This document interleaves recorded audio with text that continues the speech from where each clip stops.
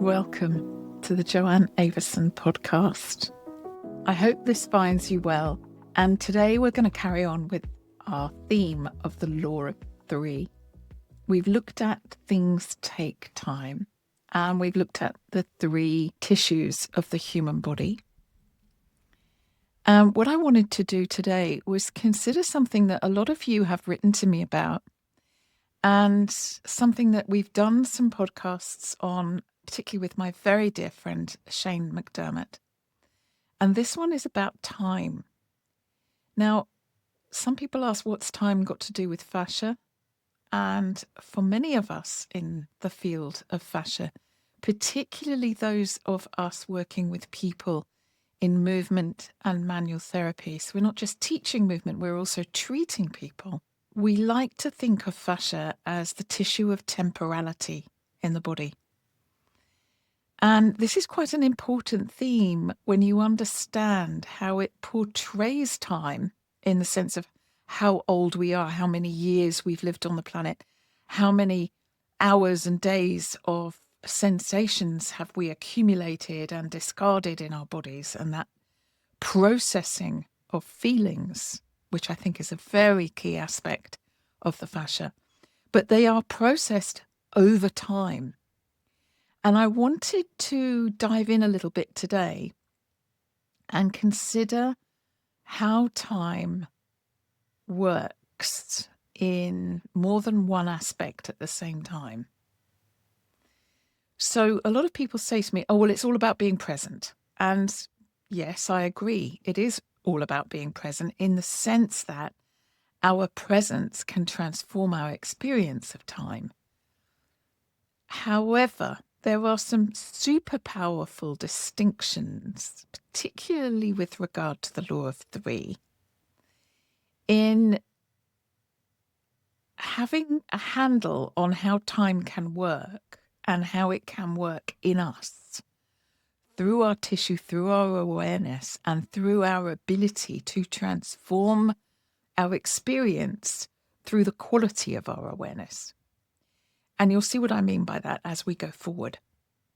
So I'm going to start with the idea, something that Shane and I have talked about, of time having three kind of aspects. And there's a lot of ancient history and wisdom behind this, but I wanted to sort of summarize it in this episode. And that is that time can be described in a linear way, it can be described in a cyclical way, and it can be described in a resonant way. And those are Shane's terms for thinking of time as being a timeline where we have yesterday, today, and tomorrow, and they are in a linear sequence. And the number of years that we've lived, we recognize time denoted by our age, for example, or the number of years we've lived in a certain house or a certain country. Then we consider cyclical time. And cyclical time is where, rather than considering time as linear, that you can't do one thing until you've done another and you can't do the next until after the next, which is logical, but it might not be all there is to it. Because sometimes we have that feeling of, uh-oh, here I go again.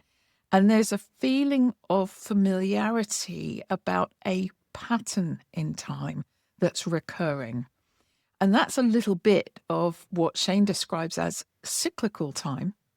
He's obviously not the only person to do that, but I wanted to summarize this way of seeing time, that in one sense, every time we go round that spiral, it's not so much here we go again, because you can't actually experience the same thing in the same time twice, ever. It's a sense of going through a similar pattern. And in my world, that's so that we can learn, so that we can go, oh, okay, maybe I could do something different this time. Or, oh, look, this is a pattern that I go through. I wonder if I could let go of certain aspects and not necessarily repeat all of them and retain the wisdom from this. Simply because we're going through that pattern again in order perhaps to resolve it. And this is a real key, this second way of seeing time, because in the fascial matrix, now that we know that it is a sensory organ and that it is a liquid crystal, it's a little bit like imagining that you have an emotion locked in that tissue that's crystallized. And when you go back round again, I'm not saying that's a good or a bad thing. It's just I call it a knot in the net. And that can be a very useful thing because it can give us some traction to recognize ourselves, to consider and reconsider how we are and give ourselves time. Remember, TTT, things take time. And we can almost use time as a remedy. Might bring in some patience, but it's brilliant. And we get that kind of knot in the net feeling like, here I go again. And we can use that to get traction to move forward, to move on through the spiral, if you like, or continue the cycle. And rather than be afraid of it, expand to include it. And in a state of wonder, how is this for me? How is this valuable? How is this something I can learn from so I don't have to repeat perhaps all of the difficulties that I experienced last time I recall this? So it's a little bit like practicing a dance move. Each time we practice it, we try something that allows us to let go of what didn't work so well and perhaps discover we're in our own way, or discover that the angle of a foot or the angle of a hand, just by changing that, we can transform our experience of here I go again, because actually what that here I go again is practice. So I love watching a program that we have in the UK called Strictly Come Dancing. I think in America you call it Dancing with the Stars, and it's got different names in different countries. And there's a beautiful thing that the judges always say about allowing your gesture to go through your hand, for example, but right out to the end of your fingers and beyond them. And for me, that is a really beautiful example of cyclical time, in the sense that that person has practiced that move over and over and over and over again. Repetition and mimicry are magical ways of learning. And yet they actually pause to take the time to just that nanosecond of what can be grace, to just feel the movement right through the limb and out through the hand. So it goes beyond the body. It's a micro moment. It's a micro movement. And it just can magically bring time into a more present place, so that when that person practices that pattern again, they're in a cyclical process, but they're going sort of higher and higher in their achievement. Their performance is more beautiful, probably because they're doing less, or possibly because they're doing less. So it can be part of a kind of clearing process, this here I go again feeling, when it's in cyclical time. And then the third level that Shane talks about is resonant time, where it's almost as if there's an element of timelessness, and one is aware of beingness and resonating in a way that just naturally attracts other people resonating at that same frequency. And we had this experience in the workshop in Holland last week. It was absolutely beautiful. We did a tiny, tiny bit of chanting at the beginning of the workshop, and everybody was kind of tuning in, and we started with an Om, and then we did a Hu sound, which is a beautiful mantra that means the divine. And we did that at the beginning, and it was just a way of kind of integrating the room. But then at the end, everybody, after 2 days of working together and recognizing patterns and letting patterns go and experiencing this kind of non-linear time that had gone through cycles again and again of trying things out that we were presenting, Paul Thornley and I were presenting in the workshop. we reached a point where everybody just stood together to chant as we completed the workshop. And it really was a moment of resonant time, because it was as if the chant itself was chanting. It was calling us forward to allow its sound through us. And that was resonant time. And I find myself able to say to you, it was as if time stood still. There were approximately 35 people in the room, every single one of them with their hands on their heart, with their eyes closed. And as the chanting completed, nobody moved.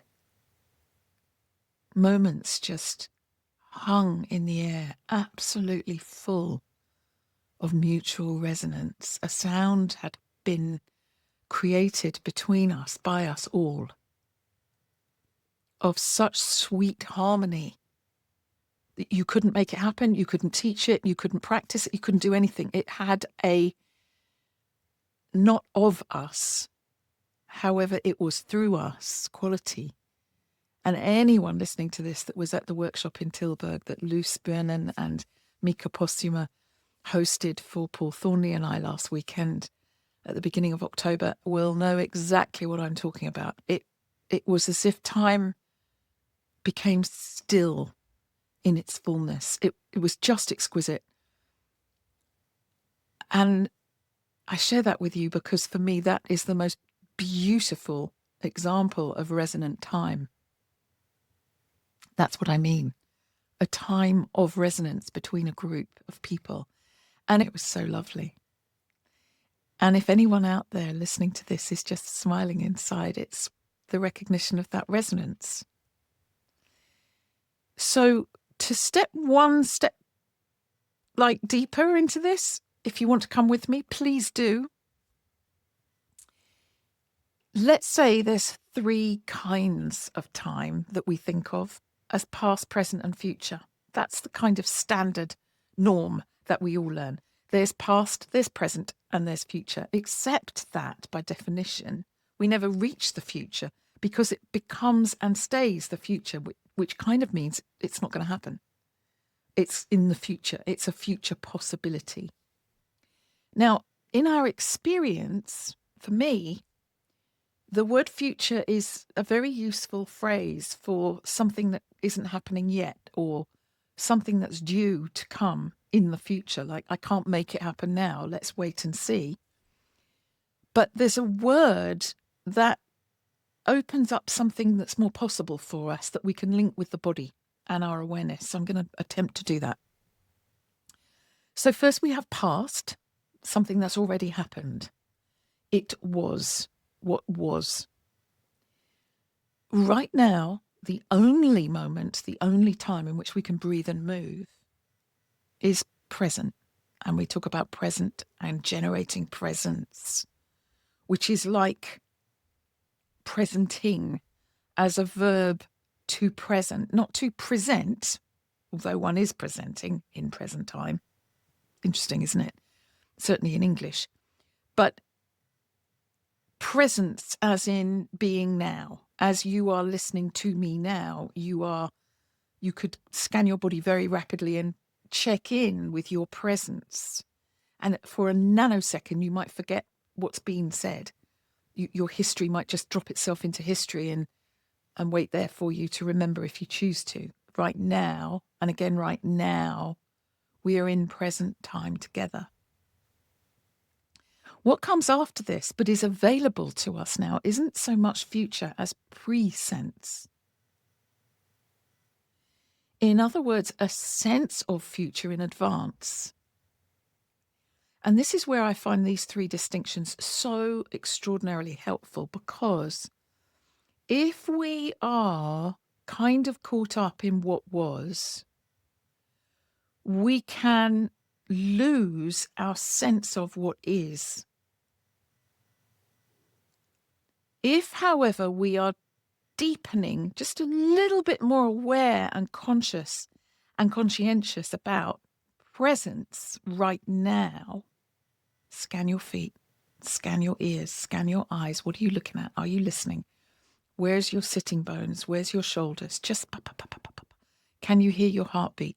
And now,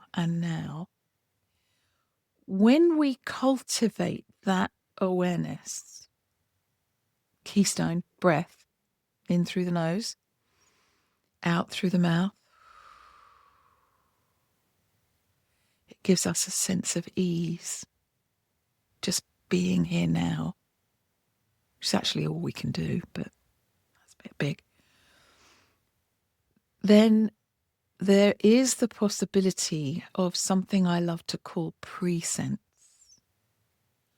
where we can develop a sort of proprioceptive intuition of something that hasn't happened yet, but we can bring our intention to it.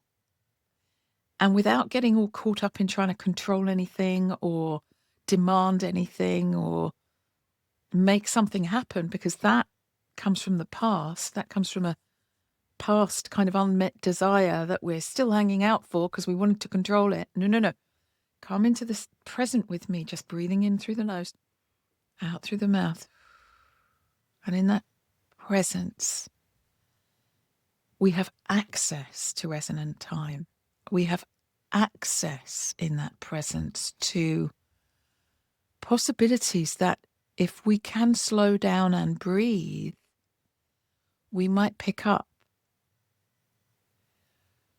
I think there's an element of this that might be something to do with pausing, and rather than running from our past in order to avoid things that we are concerned about and thinking about into a future that's never going to happen, we bring ourselves into a presence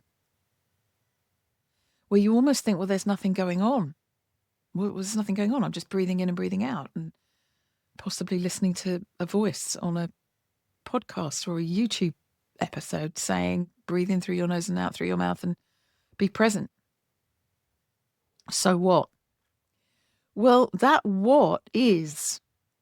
So that's what is. I know. And in that what is, the thinking, the intellectualizing, the analyzing, the mind chat is generated from historical information. It lives in the what was. And we can just whisper, okay, it's okay. Shh, shh, shh, shh. Just for now. Just for now, I'm just being present. And in that present awareness comes this sense of presence. Now, it's tricky because it doesn't come in necessarily in a way we would recognize from previously. It comes in as presence, which shows up uniquely and requires us to tune into our intuition. So is it possible that we have past, present, and presence? Past, present, and present, like present information, present ideas, present thoughts, considerations. Not the same as thinking. So imagine you've got 3 columns, past, present, present. And in the past column, the history, we have our intellectual mind, our brilliant intellectual mind that remembers what's happened before, tries to deduce what hasn't happened yet, and tries to avoid it happening again if we don't like it. From our past. I'm not saying we want to divorce that. We want to learn from that. That's the pattern of the dance that we do the first time. And then we think, oh, I shouldn't have done it like that. I wish I'd done it like this. But then we bring it into present time and we practice. We practice, we mimic, we repeat, we mimic, we repeat. But we let go of what we did and we practice again and again and again. Each time it's new. And from that presence, is it possible that we can create the possibility of something that hasn't happened yet and call it forth, call it forward, call it in to happen? I say yes. I say that's how we learn dance. We move in the present, we practice in the present, we mimic the teacher in the present, we repeat in the present. But not like, oh my God, I'm exhausted. Each repetition is a backpack with another weight in it. We let go of what we did before and we let it go. We let it be. We let it have happened. And we become this aware of presense presence, as in, when I can do this dance, wow. I think what often happens to us is we go, oh my God, I'm so stupid. I should be able to do this. And we beat ourselves up for what we judge ourselves and punish ourselves for not having achieved. So it's almost like we stand in our presence going, look what's wrong with you. And actually what we mean is, look what was wrong with what you did, because it's already historical. And often we stop at that place where we get hysterical with what we haven't done. So my invitation is to be present to, okay, am I willing to do this in different ways and create the possibility of, wow, without having a definition necessarily. And by being present and practicing, we can call in using our imaginations into the mystery, not the history of how many times we've done it and how many times we've done it wrong or how many times we've done it right. That's all judgment and noise. But the mystery of how can I do this beautifully? How could I do this more beautifully? And it's as if that present possibility comes in and presents itself. And we become present to possibilities by being in present time that we could only have imagined, or maybe we couldn't even have imagined. We don't know. So the history gets rewritten by allowing for the mystery to come forward into the present and us dancing. I think that's a way of being. And I think one of the reasons I love Strictly Come Dancing, and thank you to everybody out there that stages it, that creates the magic, that comes and puts themselves forward to dance. And I just love everybody on that show, all their characters, all their ways, all the huge effort they put to just present themselves in their roles and share this possibility of somebody going from I can't dance, or I can dance a bit, or I can dance well, but I've never done it under pressure in this way, bring themselves present day after day after day and practice and practice and practice and practice and practice, and then create a possibility and bring that forward into present so we can all enjoy watching them progress and create magic. I just think it's magical. And I will never forget Rose Ayling-Ellis doing her beautiful dance and that silent moment when millions of people heard the silence that she experiences. And yet she danced. She found a way to dance without hearing the music, the way perhaps we hear the music. Or Chris, who found a way to dance without seeing the steps, but feeling them. And this is where I think we all have this unbelievable sense of proprioception, sometimes called our sixth sense. Personally, I think it's our primary sense of awareness that allows us to appreciate all that we've done, create and imagine the possibility of something we haven't done yet, and bring that forward into our present awareness and bring it into present time and then create anew. So there you have my law of three in time. And It's great big huge in the sense that it really does help us organize information. And click subscribe if you haven't already, because I'm going to go into this in learning how we operate archetypally and how that changes anatomy. I know, I've left you with a little bit of a cliffhanger for another episode. So make sure you've clicked the subscribe button so that you get notified. You can join our mailing list and you'll get notified of the podcast / YouTube channel.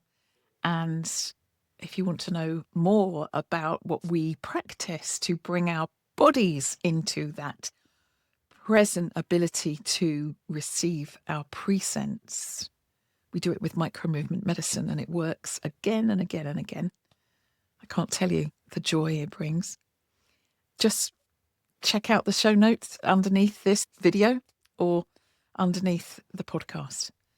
And whatever you do, take a beautiful breath in. Imagine your present possibilities.